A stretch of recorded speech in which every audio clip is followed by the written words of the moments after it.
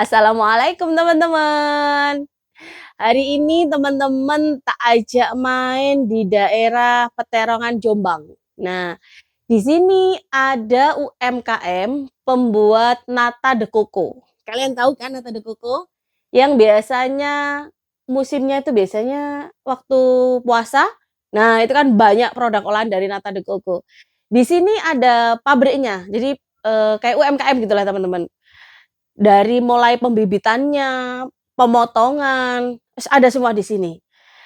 Tak panggilkan orangnya ya.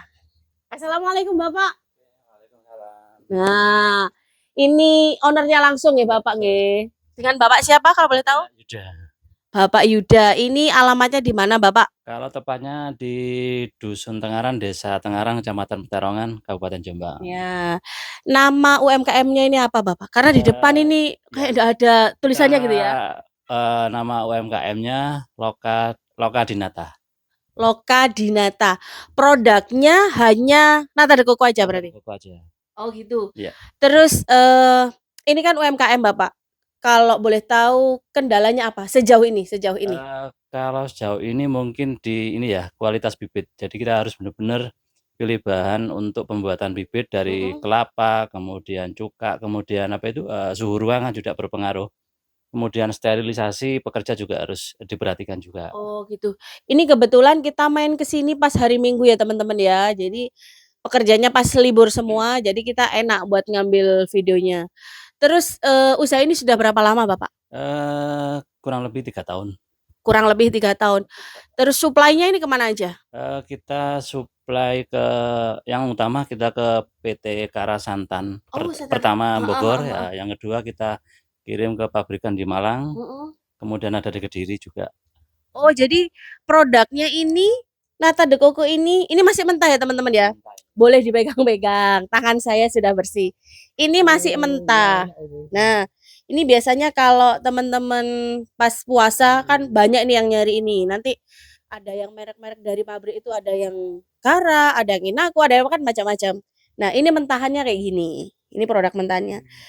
Terus apa ya Bapak? Bahan bakunya ini yang utama apa aja kalau kalau boleh Bahan tahu? baku utama pembuatan ini nata bahan santan ya, ada dua macam ya. Nata itu ada nata bahan dari air kelapa, Mhm. kemudian yang kedua bahan dari santan. Oh, jadi air kelapa itu bisa dibuat nata de coco. Bisa, Terus air santannya juga bisa. santannya bisa. Oh, gitu. Kualitas yang paling bagus di santan, harga pun, Hmm, bagus di santan, paling bagus di gitu. santan ya. Rasa dan kualitas santan paling bagus untuk natanya, gitu. Oh, gitu. Terus semisal ini kan Bapak suplainya ke pabrik-pabrik. Kalau yang di lingkungan gini bisa ndak beli? Semisal, Oh semisal. bisa, kita Bisa. juga melayani untuk lingkungan, artinya untuk, warga sekitar bisa kita Heeh. kasih, cuman untuk pasar basah kita nggak suplai. Oh, Jadi gitu. diperuntukkan untuk pabrikan aja. Oh gitu. Semisal teman-teman ini buka usaha ternyata, "Oh Mbak, aku ini butuh suplai nata de coco setiap hari semisal 5 kilo atau berapa kilo gitu, Mhm. apakah bisa?"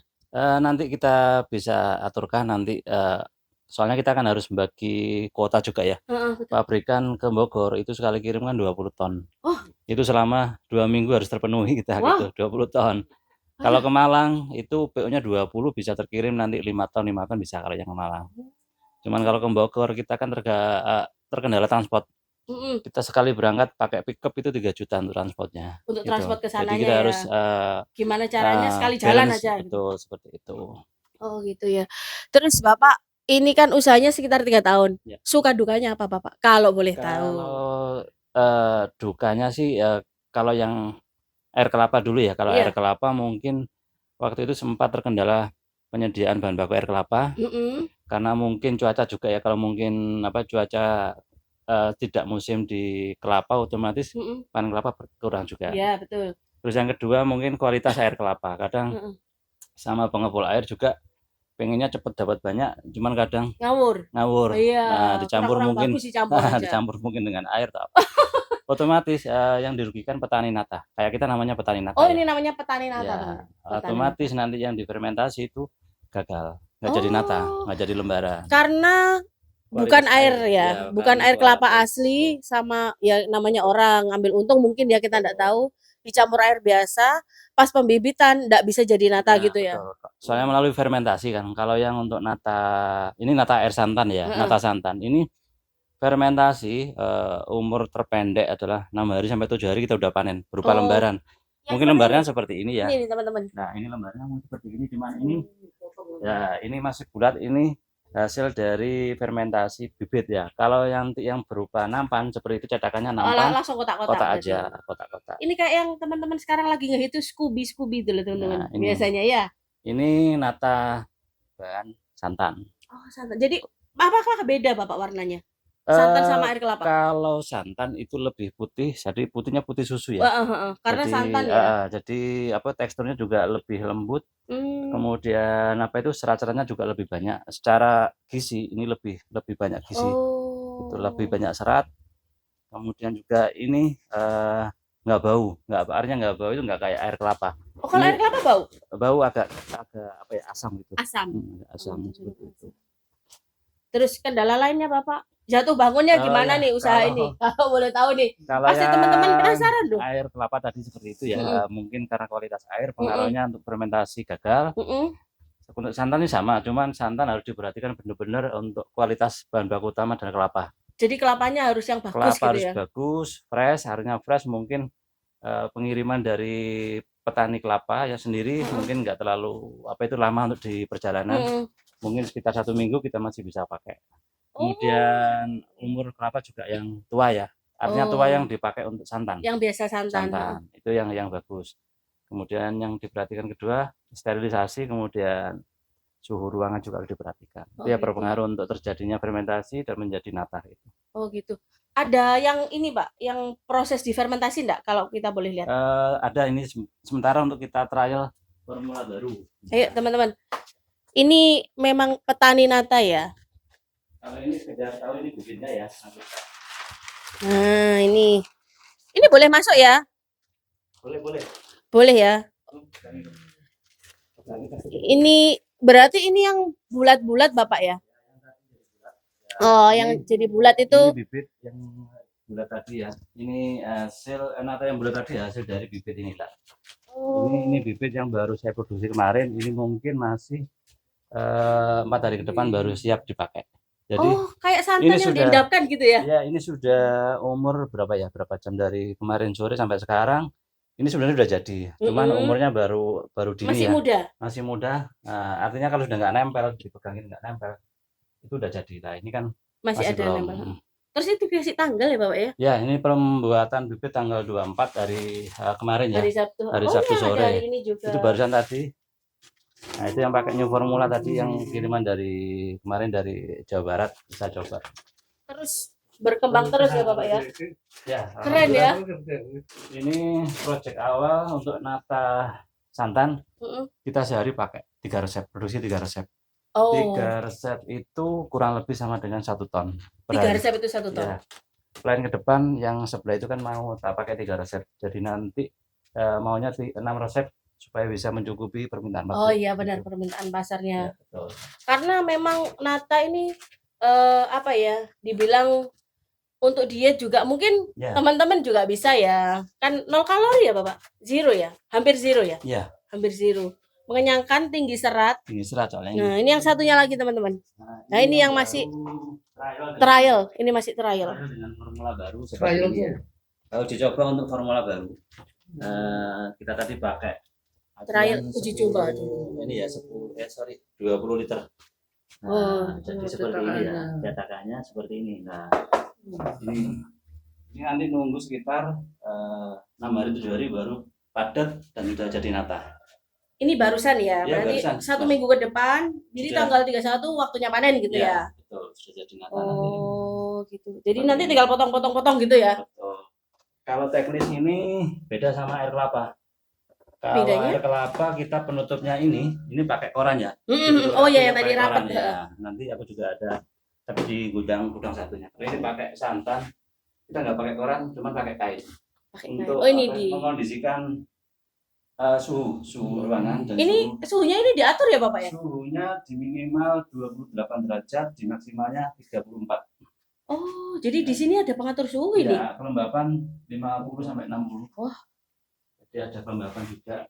Karena kan sebenarnya ini kayak makhluk hidup gitu Pak ya, berarti ya. Baik. Jadi Bakteri baik. yang di apa itu kembangkan bakteri baiknya supaya bisa mengurai jadi nata terbentuk serat-serat tadi. Nah, jadi dari air kelapa atau air santan dikasih bakterinya itu tadi, terus dia akan berkembang jadi Betul. nata itu tadi loh. Nah, Belajarnya dari mana, Pak? wah ini belajarnya dari mana nih? Ya.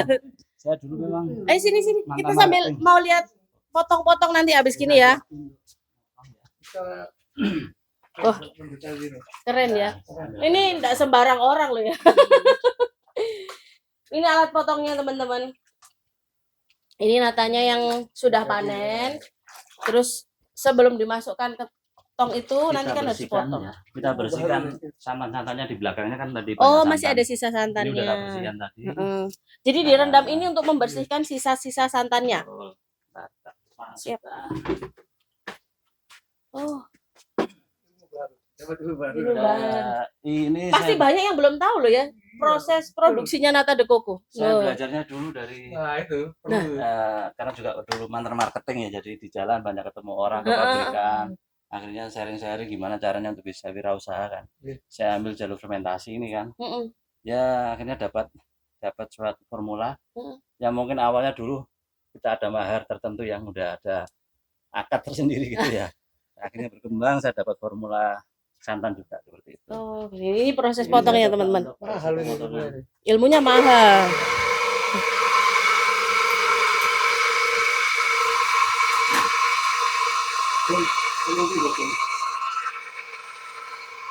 Ini potongnya enggak manual, ada mesinnya sendiri. Nah, biar pada tahu dalamnya itu apa. Seperti apa ya? Kepingan VCD. Oh, gitu. Ukurannya sudah ada. Wah. Wah. Ini kebetulan agak lengket. Oh, enggak apa-apa. Nanti diulangi lagi. Ya nanti kan dipotong. Jadi Ini baru panjang terus nanti bentuk gini. Wah. Wah. Saya speechless kalau di sini nih. Ilmunya baru ini. Wah, wah, wah gitu aja. Nata de coco itu kayak gini ternyata. Tuh. apa dipegang? Silakan. Oh, nggak apa-apa dipegang. Ini jadinya nata. Oh, terus ini nanti direndam di sana. Kemudian kalau kita olah jadi tinggal direbus atau sebelumnya kita press ya untuk Oh, menghilangkan kuka. ininya Kita press untuk menghilangkan sisa-sisa sisa-sisa cuka produksi yang lah itu. terkandung di dalam nata supaya jadi netral atau tawar. Oh. Habis itu kita proses pengolahan matang. Nah, itu kalau secara apa itu dipakai rumahan. Kalau pabrikan mungkin lebih canggih lagi ya untuk pengepresannya seperti itu. Oh, gitu. Kalau dikirim pabrik mentah gini? Kalau yang kita kirim ke pabrik Kara itu mentahan cuman Mentah seperti ini sudah ya? bentuk pres-presan. Oh. Artinya untuk 50 kilo itu jadi 5 kilo. 1:10 ya. Jadi 50 kita pres jadi kantong tadi itu. Jadi kayak di vakum. Nah, Kayak betul. di vakum itu loh. Jadi sekitar 5 kilo seperti itu. Jadi nanti di pabrik dari yang dikirim dari Bapak ini di sana diolah lagi biar ngembang sampai jadi 50 kilo lagi gitu. Karena yang terhitung 50 kilonya, bukan di 5 kilonya. Oh, iya. Terus ini airnya gimana, Pak? Semuanya kayak gimana? Kita sebelumnya kan udah pakai izin disipa ya. Jadi apa itu seperti sertifikat penggunaan air ya. Ya betul. Terus kita mainnya di jalurnya ini filter ya. Yang pertama ada filterisasi, kita pakai sederhana, pakai 3 tabung. Boleh agak Ya. sini, Pak. Kita pakai 3 tabung ini, jadi 3 tahapan. Kemudian di dalam ini pipa ini ada lampu UV yang pertama yang kecil. Kita masukkan di dalam tandon untuk penyimpanan. Di dalam tandon sendiri kita pakai UV yang ukuran 75 cm. Fungsinya untuk membunuh kuman-kuman. Iya. Jadi air yang keluar kita pakai proses nata itu adalah yang benar-benar steril. Iya. Gitu. Karena kan dia bakteri baik. Takutnya kalau nggak steril itu nggak jadi. Nggak jadi gitu loh. Namanya Jadi fermentasi. jahat nanti dia. Betul. Nggak jadi baik. Kalau bakteri baik kan jadinya nata. Kalau kecampur bakteri jahat, jadi jahat dia. Jangan ya, Dek ya. Jadi Oke. setelah ini terus ke sini ya, Pak ya. Dari hasil pemotongan tadi Lanjut ke kita sini. masukkan di sini kita rendam. Nah, ini pendaman. Karena dari sini kan belum mekar. Ini mekar nanti Ini di sudah sini? mekar. Oh. Ini sesuai potongan 1,5. Wih, Kalau ada ukurannya. ya ini 1,5. Jadi permintaan pabrik yang di Bogor itu adalah 1,5. Ketebalan minimal di 1,2. Tebal skubinya tadi ya. Jadi tebal yang fermentasi yang pakai ukuran itu seperti ini yang jebornya. Jadi sesuai permintaan pabrik kita buat ukuran 1,2. Jadi jebor yang awalnya utuh kita potong menyesuaikan. Biar tahu ukurannya Jadi kita langsung ngambilnya pakai takaran, nggak pakai mililiteran. Jadi pakai takaran seperti ini. Ini tempatnya itu sebenarnya agak masuk ke kampung gitu ya, Bapak ya. Yang pertama mungkin kita juga mempermudah SDM. Karena di kampung itu banyak ibu-ibu yang kemungkinan nganggur ya, nggak ada kegiatan, akhirnya kita pekerjakan supaya dapat penghasilan juga, bantu-bantu keluarga juga seperti itu. Jadi ini pekerjaannya lingkungan sini aja? Betul, lingkungan sini aja, saya ambil sekitar aja. Total kita ada 8 pekerja. Untuk proses formula pembuatan nata de coco 3 resep. Oh, 3 resep. Nanti kalau 6 resep yang ini yang bakal mau saya pakai ini sekitar ya 2 kalinya. Seperti itu. Akan nambah pekerja lagi. Betul. Nah, kita doakan ya teman-teman ya. Kita support UMKM. Jadi belilah produk-produknya UMKM sendiri. Nantinya kalau UMKM berkembang, tenaga-tenaga di sekitar ini pasti terserap. Dan kalau banyak yang enggak nganggur, banyak yang dapat penghasilan, otomatis perekonomiannya kan juga terangkat. Saling membantu lah gitu ya Bapak ya konsepnya ya. Wah. Cewek semua ini, ibu-ibu semua kerjanya. Ibu-ibu ada 5 orang, yang cowok ada 3 orang. Jadi yang cowok mungkin lebih fleksibel untuk kerjaannya gitu. Tapi Senin sampai Sabtu kerjanya. Senin sampai Sabtu, hari Minggu off. Jadi setiap 1 pekan pasti ada libur 1 hari untuk istirahat juga. Kalau paling tinggi permintaan itu apakah benar bulan puasa atau gimana? Sebenarnya juga kalau peningkatan permintaan memang di bulan puasa. Karena memang rata-rata kaum muslim kan memang untuk lebih cari yang seger-seger. Iya benar. Ini kesukaan semua kalangan orang. Ini. Dari kecil sampai tua, muda, kecil, anak semua suka dewasa, ini. Suka sama nata de coco ini.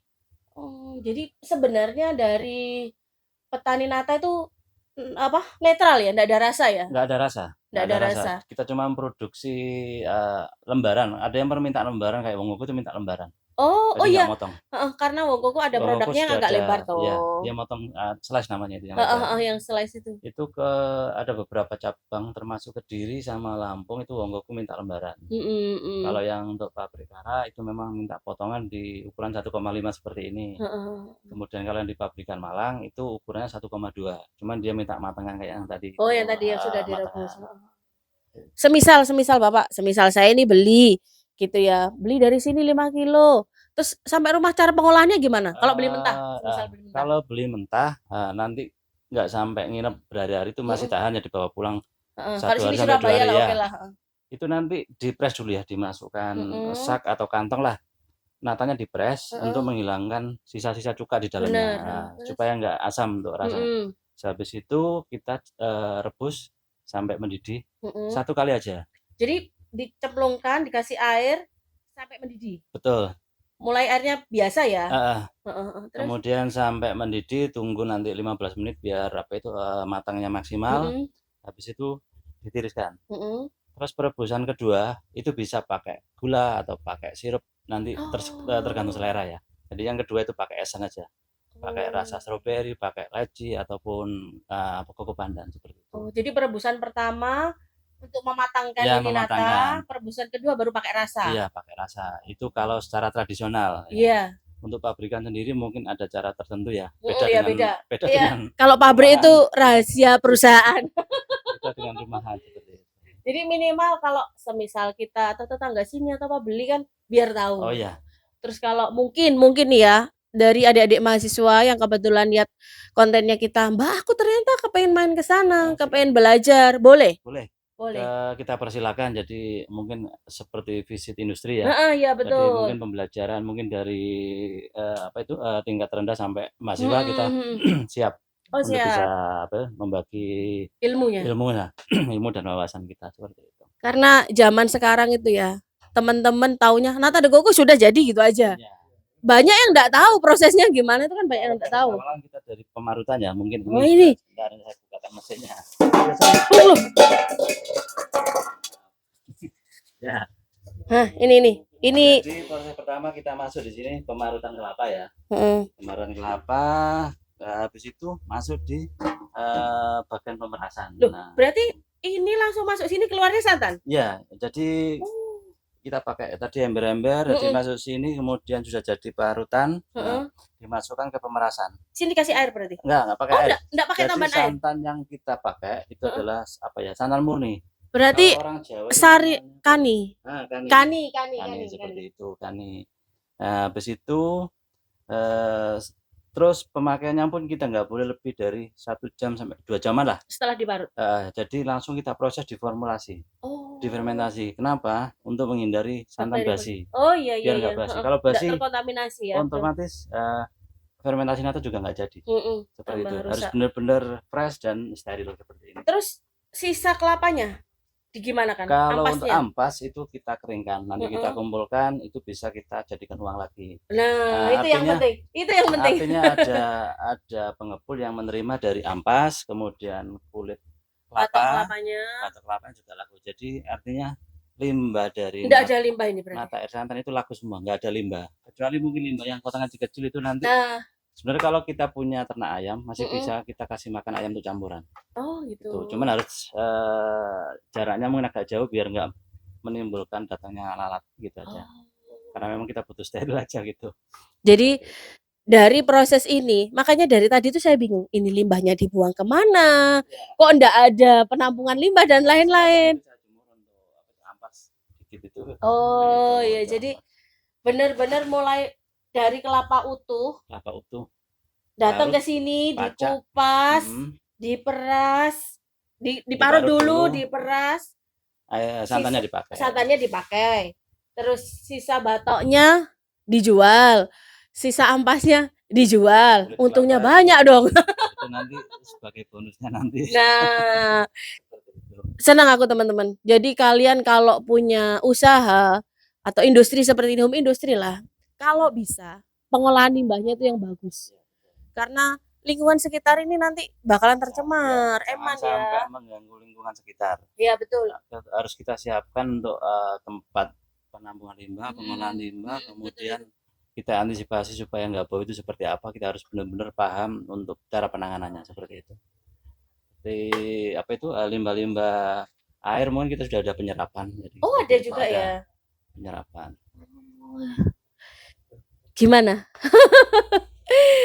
Ini tercengang, saya ini sampai speechless, nggak bisa ngomong, apalagi yang tak tanyain. Mulai dari proses awalnya sampai limbahnya itu lo dikasih tahu semua. Gimana? Oh, nomor telepon Bapak. Nah, mungkin teman-teman kan tadi sudah tahu alamatnya. Mbak, aku nggak mau susah jauh. Nah, semisal ini saya tanyakan sekalian.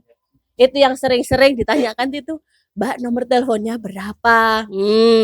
Sebelum kalian tanya, karena ini jauh dari Surabaya, tak tanyakan. Nomor telepon yang bisa dihubungi Bapak? Nomor teleponnya di 0822 0822 33 33 89 89 5626. 5626. Atas nama Yuda. Atas nama Bapak Yuda sendiri.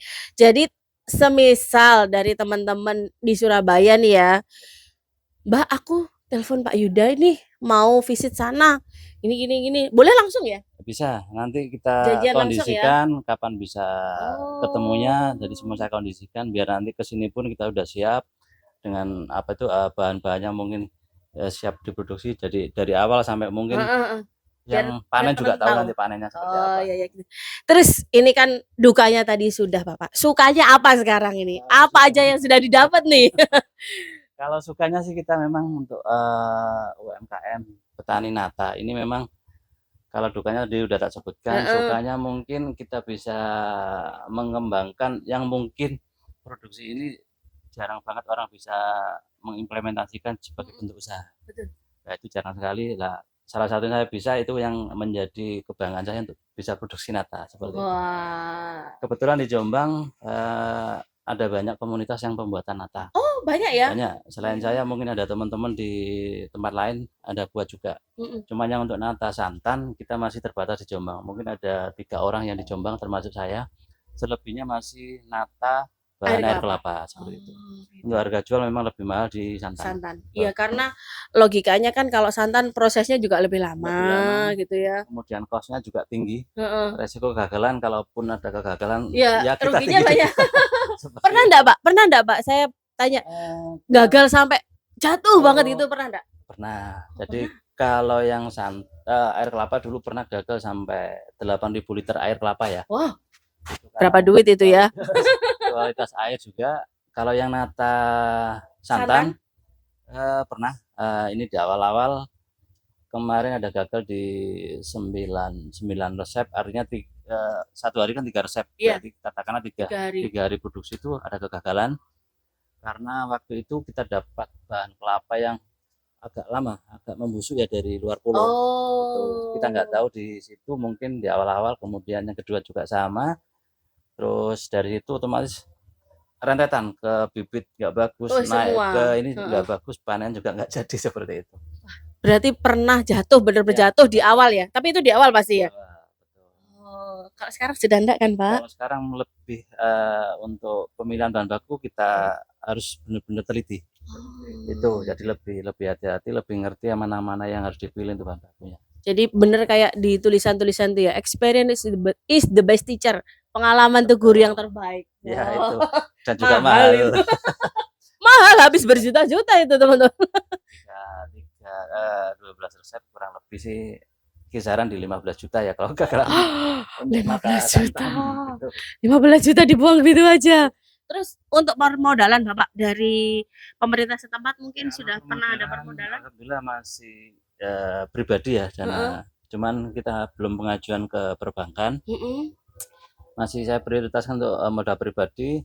Nanti kita ada beberapa buyer yang mungkin ada bisa bayar tunai untuk perputaran. Oh, jadi di awal kasih dulu ya langsung ini tak bayar tunai nih, kamu biar puter lagi. Kalau yang ada di beberapa titik memang pembayaran 2 minggu. Iya, biasa. Kita antisipasi, kita pakai vendor. Jadi vendor nanti dapat fee per kilonya sesuai kesepakatan kita entah berapa, yang penting kita dapat tunai. Oh. Ya, jadi invoice terbit dari pabrik kita kasihkan vendor. Udah ini invoice nilai katakan 60 juta. Ambil aja per kilo sekian rupiah. Selebihnya transfer tunai ke saya. Itu saya putar gitu. Bapak pintar. Bapak ini pintar. Saya berani keluar berapa persen dari total invoice saya, yang penting invoice saya ini dapat tunai. Daripada saya gantung 2 minggu bekerja, saya ini tidak gajian ya. Mending saya keluar ibaratnya kayak marketing partner lah ya. Bisa kayak gitu ya. Jadi lebih cepat kita kehilangan dikit, tapi kan kita perputaran bisa lancar. Berarti nanti itu sebagai cost juga Bapak, dihitung sebagai cost sekian persen itu. Oh, aku harus marketing partner nih. Kalau dulu ada biaya promosi mungkin ya, ini biayanya ke vendor untuk ini invoice-nya jadi duit langsung. Oh. Keren. Terus untuk harga Bapak, ini kalau boleh tahu, per kilonya berapa? Per kilo untuk pasaran pabrik nasional, internasional kayak di Bogor itu mereka terima di minimal 3.500 per kilo. Mentah tapi ya? Mentah. Jadi mentah. Hampir rata-rata semua di 3.500. Itu harga standar nasional itu ya, bisa dikatakan gitu. Iya. Itu untuk yang nata air santan. Kalau yang nata air kelapa kurang lebih di kisaran 2.500 sampai 2.600. Oh, lumayan ya, memang selisihnya lumayan. Sekitar 1.000-an lah, 1.000. Iya, 1.000 rupiah kali 3 ton sudah kelihatan Bapak. Ada selisih. Jadi teman-teman, ini sebenarnya videonya bisa panjang. Berhubung ini tadi lagi libur ya, pekerjaannya juga libur. Tapi garis besarnya ini teman-teman sudah tahu ya, pembibitannya, pemotongan, terus setelah dipanen jadi apa, proses pengolahan limbahnya seperti apa, kan teman-teman sudah tahu. Kalau teman-teman kepengen lebih lengkap, lebih detail lagi, monggo datang langsung ke rumahnya Bapak, telepon juga bisa, visit industri juga bisa, mau kulaan juga boleh. Gitu ya Bapak? Belajar juga boleh. Oke. Jadi teman-teman, kalian wajib like, komen, dan subscribe di channel YouTube kita. Segala pertanyaan boleh tulis di kolom komentar. Nanti kita bantu jawab di next video. Oke? Kasih jempol dulu dong, Pak. Tak doain tambah banyak orderannya. Amin. Sampai jumpa di lain Terima kasih, kesempatan. Bapak. See you next vlog, teman-teman.